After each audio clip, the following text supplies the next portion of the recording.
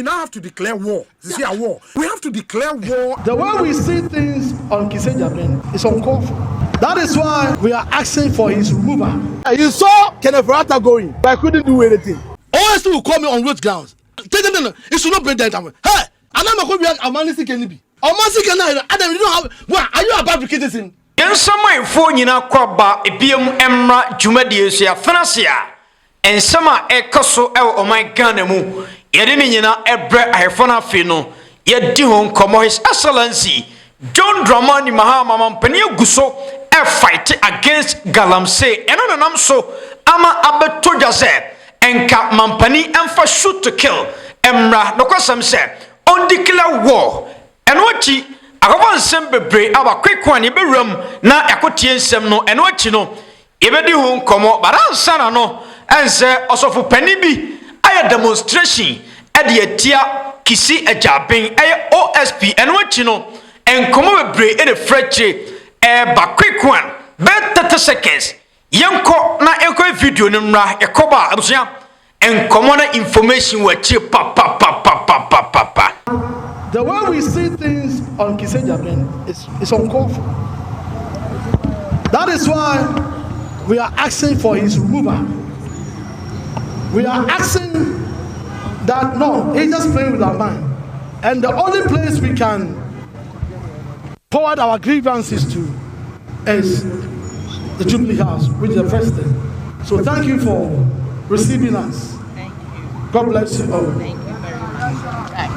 So we will hand your petition over. But we was about 2 months. Just 2 months. If nothing is done, we'll come back again. Why should the OSP go? Because you're still on. Oh, OSP should go is on so many grounds. You let me cite on the fact that he holds meeting with the interview with KSM. So you saw Kenneth Rata going, but I couldn't do anything. Well, that means one kasankasano hunumojuma. Want to me and you not say people are preventing you. Why don't you host a press conference? Tell Ghanaians that listen, this is what is happening. I can't do it. I can't come out and help me. Even the citizen will come out and help you. Wait to me, listen to that man to be sacked straight. There is not anything. I'm calling everybody come around. You can't say one man because my buy will be anything. Say a one-man demonstration, and also person joining. So I'm calling to join. A one-man demonstration. So if you want to come. I want the people to come, but I'm telling you, I know people will come. But me, the intention is one-man demonstration, petition the president about OSP removal. Simple. What matters is the content of the petition. Simple. So are you going to submit a petition to Jubilee House? They are going to say yes, straight. From here, I'm going straight to the Jubilee House and I'm presenting it. I'm presenting it. If you want to join me, fine, come, join me. If you don't want to go, fine, I don't have a problem with you. Because you disagree with me. Some people also disagree with me. Some people agree with me. So that one is normal. I know, sir, for someone to OSP say it should be on the basis of stated misbehavior. And what's your petition saying actually? Then OSP, I'll say, man. But I've given him one. I said, the fact that he allowed even Kenneth Rata to leave, his own, even if you're also a criminal lawyer, but I have a problem with him. Why do you make such a statement? Loose talk. You saw him going, but couldn't do anything because of the powers that be. What powers? That time they know they are going, they are exiting. So what powers? Go the citizen. Do press conference. Left 2. Dr. Ini said, Wakata said you should bring the docket. Up to now, the docket has not gone. Okay, Commander. Yeah, Director. Reverend Abraham Lincoln, of course. And Martin Kpebu, so lawyer Martin Kpebu. Yeah. And so started sa agenda no. Of course. Say OSP yenyin fiho. Sure. After Chief Justice. No correct. And office of penny so de ne dia ba be toasu. Yeah. Enti they say no akwa Chief Justice. Any electoral commission chairperson. No correct. And come be pray any fiho ba. Also for so na quick one. Yenwemu. Well, Director, I was in the first place. I mean, check before nafi. Yenim komo ye because said the other Martin Kpebu de ni be shame no. Unse Martin Kpebu start ye no. OSP say Martin Kpebu asamai no e de aba the office o mayin sema no. And enu ka hu bi enenye yi so fi demonstration no. Mi jira so fu na chi say at all cost OSP enyin free ho. Already born na OSP aye. Director, a free say ye create OSP office no omani nya emfaso ba kompom firi so aside that na nya no hwe former finance minister director enei na OSP e wo office ansa na ye ken oforiata edna free ministry ho enti na onim deals ahodo akoso but when timi amp to stop alert e wo ken oforiata so Emma can offer to coin echo. Now, sir, me tell you what you say. MPP time, of course, and OSP a buy 8 years. No OSP now who second oforiata edisika. Of course, Wamana Janiko, NDC ba within 1 year no. I said, or person or yas or reckon oforiata or pretend to say, or she can oforiata, or she NPP for my dibonne. But a free St. Martin, and do free OSP office one. Kisia Jabi taking over no. Only NPP appointees in a net to come. The writer anti one Huda says Kavia for Monsasi. 1 year investigations. One put to stop alert on them at the airport. Oh, Raymond Acha. Yoko boss. The writer. Oh, Shas, yes, say, oh, yeah, Monia appointment. Oh, be our Susu say what is Gabiano. Or the red alert at also. Oh, no, Shatawale Prano. What did you call Tono so? Mokoche Shatawale in a ha, NT and Nubi. And you should free OSP ho. But a nay OSP, I may say, Sebi on him and the funny be a while. Yet, Guinness or no Muji Diboma, a no crack. Or there be Nasa OSP, Maui. And SMLD, you know, you are quite a nay. Kensi Ben na obeti me do nsa su buaka se OSP ba ye OSP dia ko sebi court am ya ko ka asem no adibem am ya gisika dia bre omani kensi Ben but yen hwa de se Kufuado mo na na wo power eno mo na appointing no entie bia me fa ne se Kufuado mo time no na akwakoye me na me do ba ye enti untimi gya me bone but Kufuado mo free so no afena eniema ma bie kwama bia eka John Dramani mahama ban mu oba be ye adwuma ni ye director yempe obi de oba ye nti untimi nka no kre enche ganafo na na do nyini bottom second track kisi ajabe ka enne se kisi ajabe pia bonte a security edinachi ye even more than man pani de director street obefa so ye block street no obi amfa so bi enti e kire se we've given you everything awuhia e wo my way but you are not doing anything to ka kire se NP before na do buy and do want me NP before just one more position na kire say NDC for so kasa to aso a want me NDC ni and say 8 years na NDC for so be dia NDC ni bia bokro no a want me nche no compensate NDC be fra konya no so and we cannot entertain this e basa na kisi ajaben oye kromfo nti e tsa dia ye ntimi nso so kro no boso sebi obia owen se wa fa kraman na kromfo be ba fie ho na kraman na mpo kromfo no kraman ni nim kromfo no enti at the moment ya NP before bokro no na o say omo na omo de wo baaye enti wontimi nchom no wo ye kromfo enti etisadia kisie jabe must go no the right what ho ye den commander say the right me say Kisie Jabe must go. OSP must go. OSP must go. OSP Ompel. Yen yin free ho. Because I come on for crashing car. I OSP no kwa no. Special prosecutor nki dissolve no. Debi na debate. Almost ya iyoko betima ye adwuma. Debate oye second and last. Say man pani yin free ho office ni ye gu no. We will not accept to say yen tam sika bebrebe we.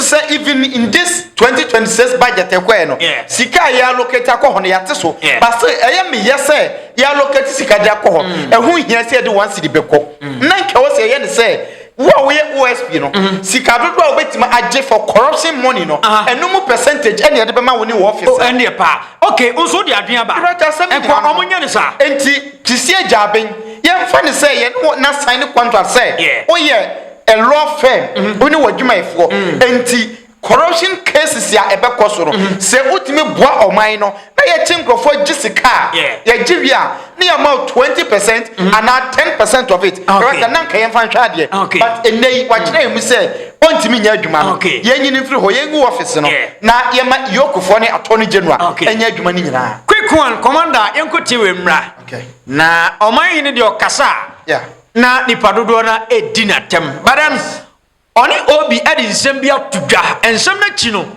abusua ensem bebresu na se freche ba quick one me nko mentimi ntie yenkotie mra ne ekoba abusua ensem adie che no esawani ensesemme ena me kacho onim se Kpandai nso ai NDC for se seat no mbefa of course but yenkotie we mra nti ebeye yie ni ana Obi, there is a documentary coming where MMDCs in this current administration. MMDC. Some of them. Omoye part of Galamsey. Documentary why ne documentary why Eba. Nobody heard the President Mahama Kenya. MMDCs. Some of them. Whatever the President Mahama Kenya. Is why even though at the end of the day you still go back to President Mahama Kenya, you still have the power to push away these personalities. But Obi, it makes governance unnecessarily difficult. For how long would the president keep changing this way back, this way call? Because they say, sir, why? Almost all the commanders in the mining areas, they are compromised. Almost all the commanders in the mining areas, they are compromised.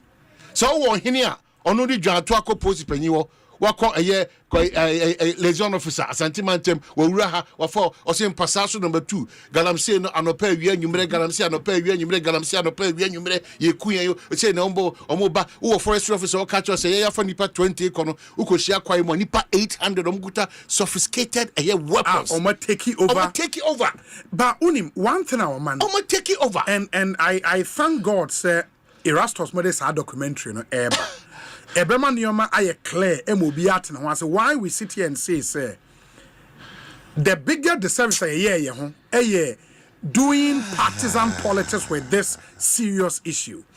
Adia bakwana mpesa meka omane say now what it means they said these Galamseyers are taking territory so and omane him say the Ghana Armed Forces their very existence is to protect the territorial integrity of Ghana.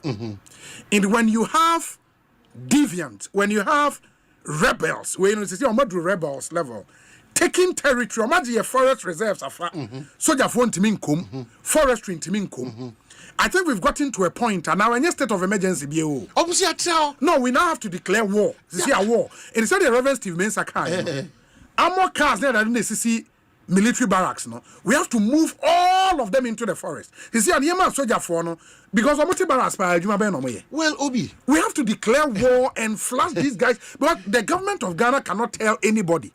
Say we are Ghana for illegal miners Burkinabis to take over our territory. Say police want to call. I'm telling you, soldiers want to call. It's a joke. I'm telling you, it's a complete joke. When we have soldiers. A peacekeeping mission war. Lebanon, South Sudan, excelling.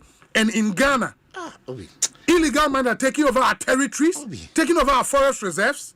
Please, please, we should march all of them into the forest. Yema, Chief of Defense Staff, 1 month.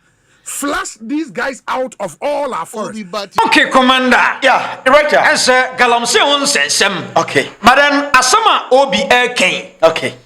As a from baby no a sound work because Galamsey no ne kuna kwe bibi o of course enti ade na ye declare no as war mo ye tell say o ye illegal mining na ma Mr. Tini clear illegal mining ye legal mining e wo okay sankofo no de wo mo nkonsuo hu okay sankofo no wo mo nko forest team of course wo mo de asase personal no wo mo didi so mu yo makata amana no so but ye tell say o ye adwuma e wo forest team ye tell say o ye adwuma e wo nsuo hu a you declare as war. You fear soldier for no mum. Well, director, I agree. In seminar, almost discussing, to say you okay on that part. Many way are many almost because I guess seven and I'm mo baby I agree. Director, yen to me Galamsey ni shahasa na yen kuwu. Ya kase enye ne shasa e no kre but enne o sisi gina ye. Director da bia ye na nam ka asem bi se bi denti a ekuro bi so fo anya dwa no eye abotre ne adaje o mu ninti asem asi kodwa na obi amaya no waso ne nima kofi se mi kodwa mo no obi amaya obi so ba obi en hono nsu kofi at the end of the day o mu nya dwa at this moment da bia ye ka se NPP ba ye no na Galamsey wo ho NDC ba ye na Galamsey wo ho enti enye aban bi na de ba ye no kre but asem ne se aban bi na besi ginaye am ye to Galamsey na se and enei me wo gidie se de mampani John Dramani Mahama asem bia ye beka bia otie no this Galamsey issue e wo se otie ni etu ase director obi mo omunye wrong yimi wo ba bia me ni omunya adwe but me duru ho director ba bia me ni omunya adwe ne se almost say expose na Erastus Kodeba no eno no omani je ho pa because enei MMDCs bi eno omade hu omho say no but dem pese omo so you making it clear say enye enye nenko na expose ba on Galamsey Frimpong Boati dinka ye expose mampani office omo ho omo ye involved in illegal mining ne beto dwa se chama untumi aboro ye forest of course mampani former mampani akufo do ebe defend no asem ne nyina no enti se ne obeka se DCs ena enti DCs ne die no enti se die ebinsi Ghana hada se obi so beka se obi die eye NDC aban no na niante mo director enti apana me person oman hene sorry obi sorry obi sorry mo eye part for correction oman hene die NDC die na ni beje mo enti me concern ne say sa nanu ada na NPP aban mu nkrofo omo me ministers dey involved na NPP ni pani ena ye expose no na enunti ye na free party nim enunti party for ne nako he was a professor mua owanim dia enei NPP here ni ideas but because of Galamsey hunsem obeka nti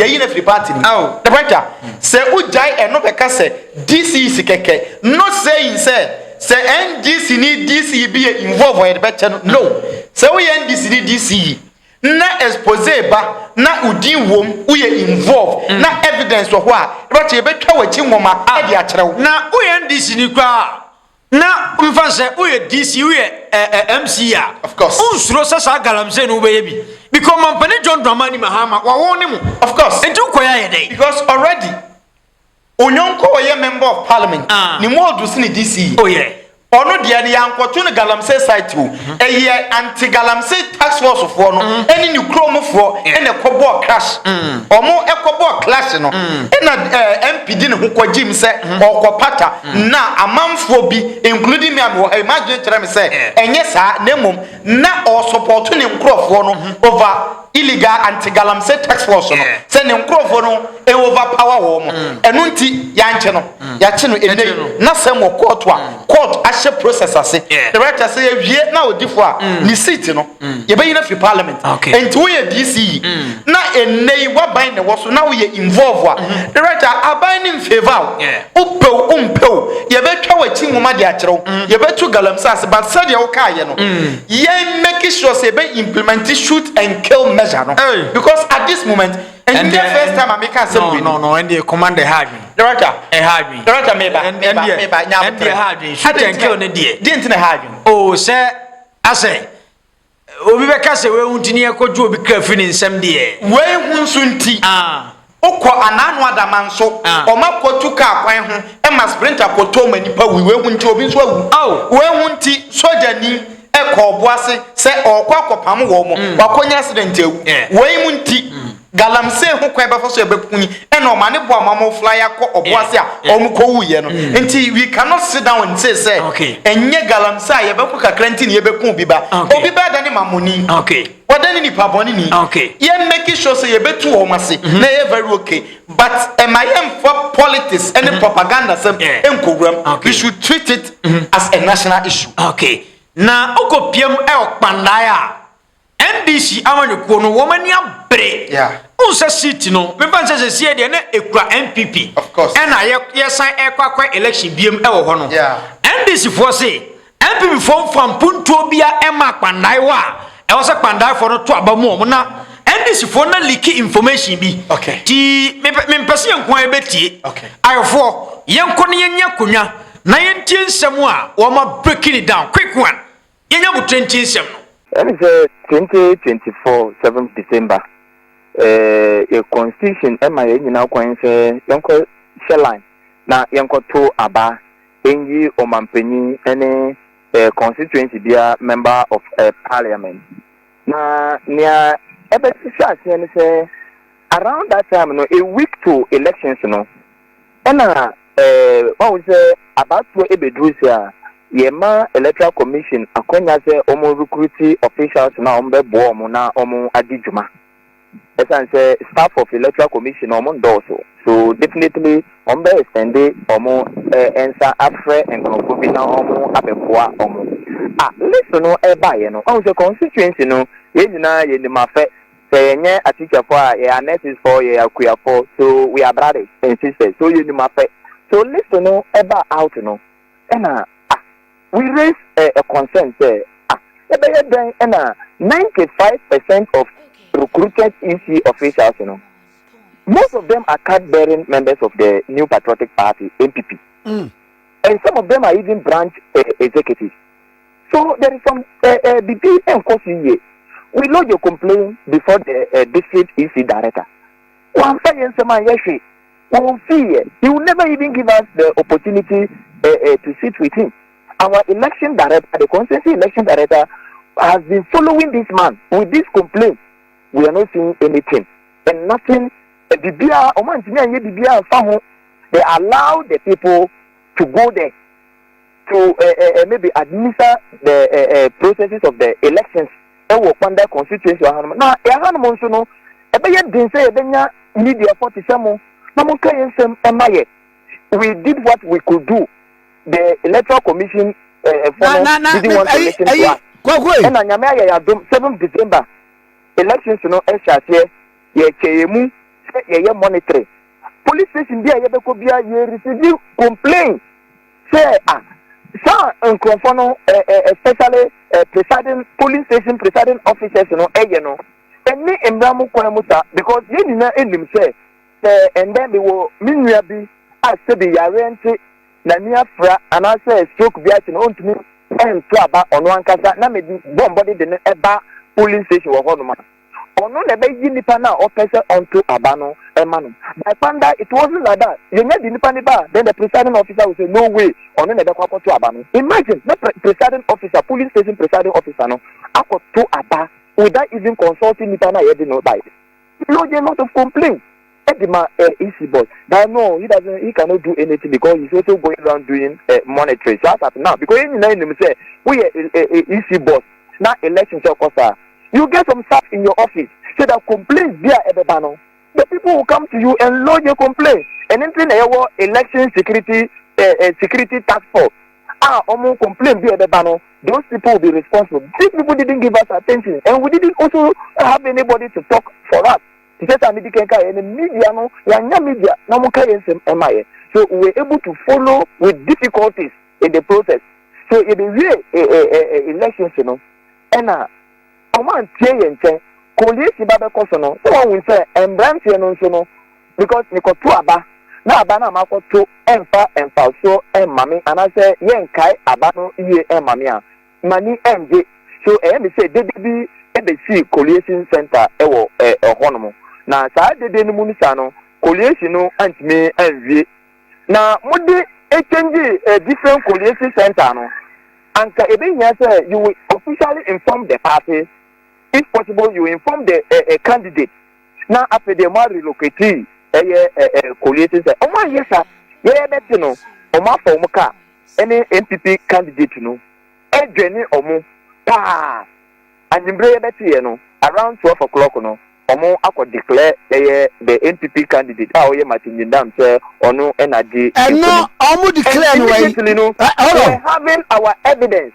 So what we need to do is, you bet me, authenticating evidence. Now we compile more evidence and proceed to court because we can't fight them. But then we're still in opposition. We cannot fight them. But our candidate was the MP then. So he was helpless. You see, the young farm runner and say in some and into now court. You gather your evidence. Now you found court. Now court in DSM MIS because you just here a week before the election. Electoral commission. And election day, once here, the court will compel him to still Nientia one my attention, attention in what they are NPP for. That near a woman, also returning district returning officer, no, or your direct in law to the NPP candidate, direct in law to the NPP candidate. So they were in bed doing whatever they would do. You can't, you bet me a court. You can't, you bet me a court. But I'm evidence. Mamma Eddie a court. Yen Binumu, and ye one say, I you know the D because me cross examination I shall say, NPP witness no what a phenomenon. And I mean who say, oh, ya didn't kunim. Because who share or more, you know, what you call that court. Witness statement, how much for that court.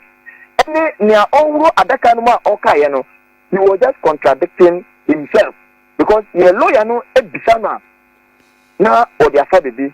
Your lawyer ni bisana na odiafa baby. A different thing. For example, if the over presidential result, think shit na easy Eddie Maye no.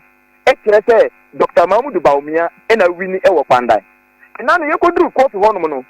Bisa easy director no. Or catch say His Excellency John Dramani Mama and a lawyer Eddie pink sheet on Eddie no. But this is the pink sheet signed by you. And when you look at the figures, is Dr. Mahmoud Baumia and a winning. But the same and there we say John Dramani Mama, His Excellency and a winning Abana. And even as it stands, who call internet now Google presidential elections in Kpandai. Ube will say His Excellency John Dramani Mama and a winning. But the picture you get to us. And even as at now, national level, pension na yedi come more winning no. Say Lucy Abano Ewo Kpandai. But you went to court and you were given a different thing at the court. So court to know the evidence Eddie Baye, almost Eddie Baye, and judges it took us from January up to Endra on the 24th of November. So it took us about 10 months. Court way every week court. So as I know and I been a young who said because when you look at EC certification now any almost 84 witness now almost Eddie Baye and never answer that enquiry. So we say the EC do not run the 2024 parliamentary election in good faith. And yes, he has already had a predetermined mind. And I what they call elections. So Embrano ASCI 127 one fine year Ajuma Ewo Kpandai Hanum. So some of us were not surprised with Embra feedback now if we high court at the buy because we complained several times say and never because the EC didn't want to listen to us. But for court yes now Eddie Guadakamu one no in seminar the judge stood on that based on that and our man ruling. Na mami so mo call court no release ben and mo se court no ka emfama mo ene de enu aba because mate say yes mo can some rerun of 41 polling stations rather no court no say mo koye the rerun of the whole constituency mo release abo court no say simple endra obi ebisa adene allegation ni ba na me catch dem say this wa we ni court no mo 41 at that moment, no one say, it takes 21 days. Now, after gazetting, after 21 days, now one to me uncle filing for maybe a case, it means you can't do that. So, after gazetting, evidence now, yet me a gather here so far. No, we cannot wait to gather the entire because Kpandai is a very vast district and a number of polling stations. So, Nyayet gather at that moment, with evidence, and a year 41. Now, you plead in the court, you plead in and you say, we are only seeking for the rerun in the 41 polling stations. But I'm going to see court moon say, come now, your court examine EC from any MPP, no. The MPP witness in the box, you know, you because court and say, there are some other polling stations. NDC candidate a winning here. Yet there were a lot of infractions. I didn't see my polling station in and come home. So we a judge. Now NDC the 41 polling station. Now MPP and so say there are other extra polling stations now NDC candidate winner. There were also infractions there. Now we a judge. Say Ube judge case was. Will you limit yourself to the 41 polling stations? Then the electoral commission, Omoankasa Ekase, infractions be other polling station. How come? And a party agent SNA? Then our lawyer asked them, but easy, you train your people. So if there was a voting or the figures are not tallying with the weight, now agent who easy official now what training a presiding officer now what training. Now on one who mistake now or signing. How more say party agent sign you based on it I can say oh party agents are signing only say problem no. was signing. But who is in our training or officials no more no? But it's no almost almost signing. So it's like creepy because if the correct I said there are other polling stations infractions to be but why is it that the NDC didn't put it before court? Is it because we won in those polling stations?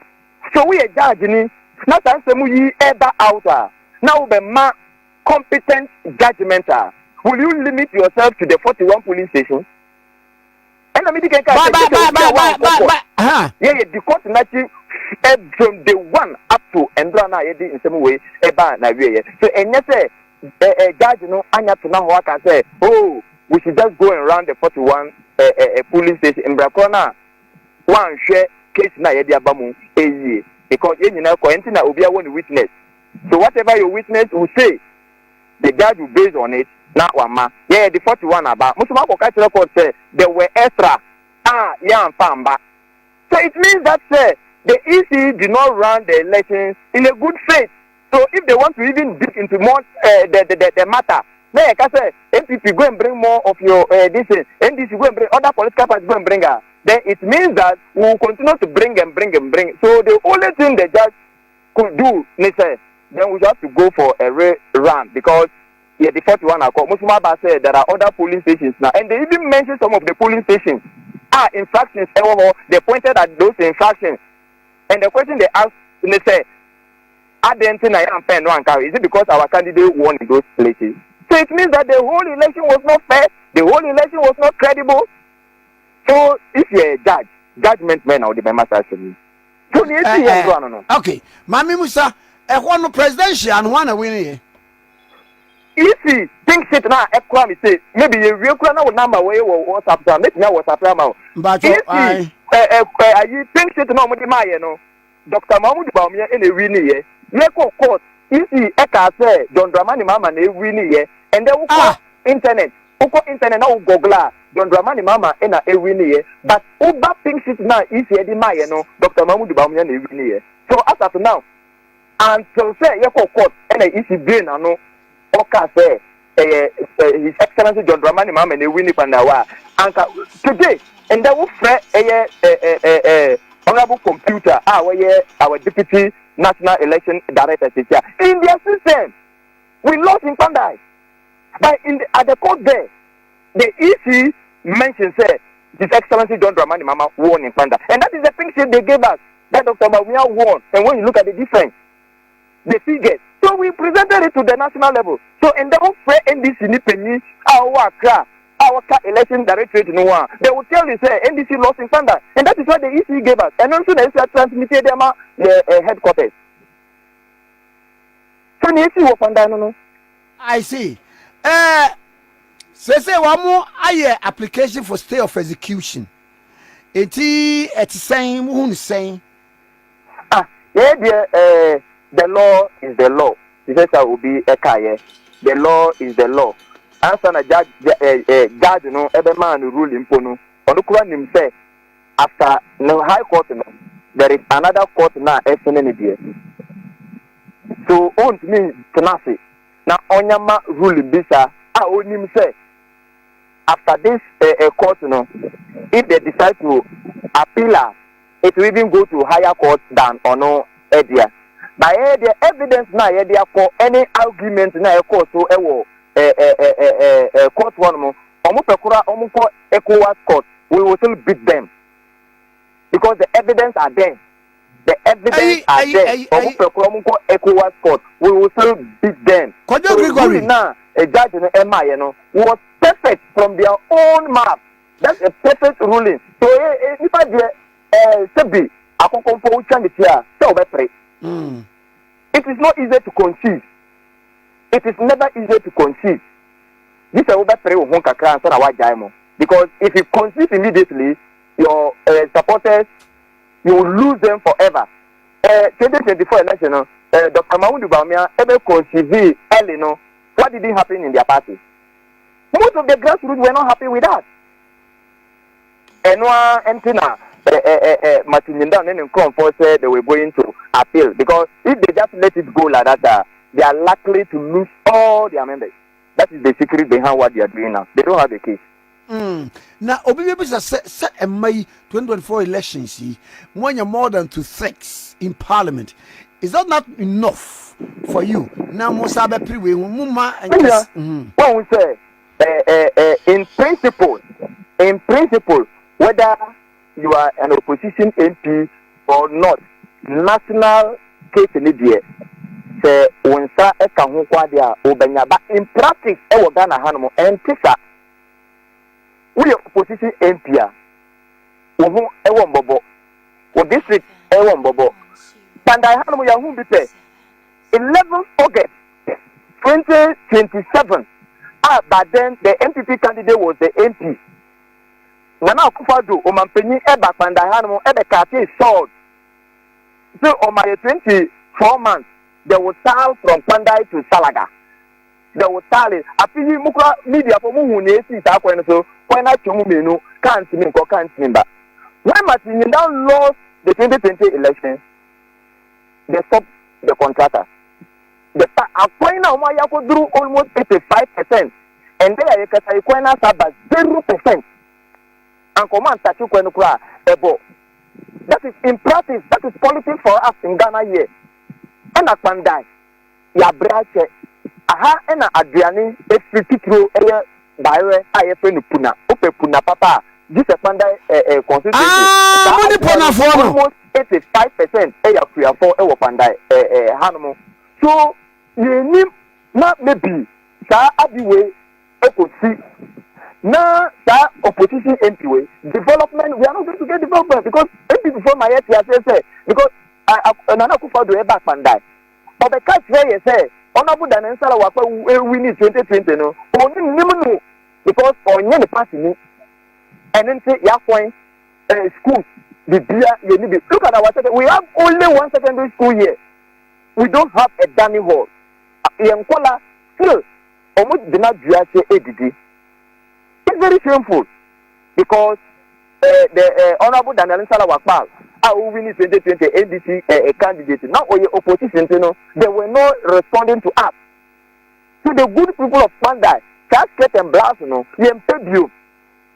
impedium, and in a judgment whereby I we will get look at a developmental project now. When His Excellency John Dramani Mahama came, so we need those developments, and it is only the NDC candidate that will be able to go and lobby from the ministers. Okay. And yeah, Mama was saying, I'm Pam Farmer, why?